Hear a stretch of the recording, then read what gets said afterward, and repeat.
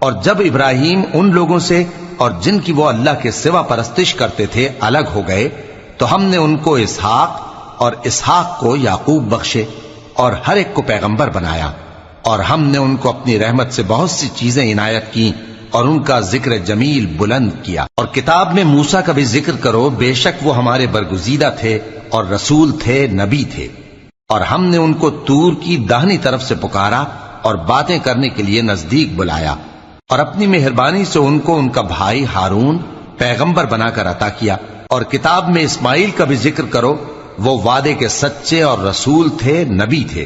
اور وہ اپنے گھر والوں کو نماز اور زکوٰۃ کا حکم کرتے تھے اور اپنے پروردگار کے ہاں پسندیدہ تھے۔ اور کتاب میں ادریس کا بھی ذکر کرو، وہ بھی نہایت سچے تھے، نبی تھے، اور ہم نے ان کو اونچی جگہ اٹھا لیا تھا۔ یہ وہ لوگ ہیں جن پر اللہ نے اپنے پیغمبروں میں سے فضل کیا، یعنی اولاد آدم میں سے، اور ان لوگوں میں سے جن کو ہم نے نوح کے ساتھ کشتی میں سوار کیا،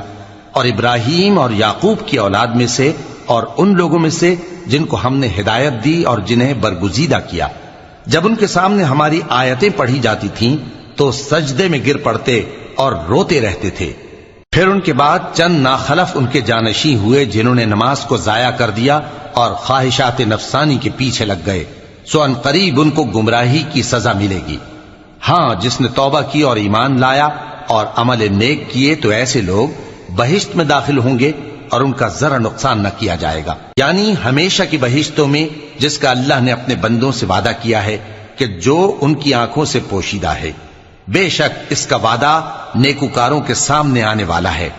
وہ اس میں سلام کے سوا کوئی بیہودہ کلام نہ سنیں گے، اور ان کو صبح و شام کھانا ملے گا۔ یہی وہ جنت ہے جس کا ہم اپنے بندوں میں سے ایسے شخص کو مالک بنائیں گے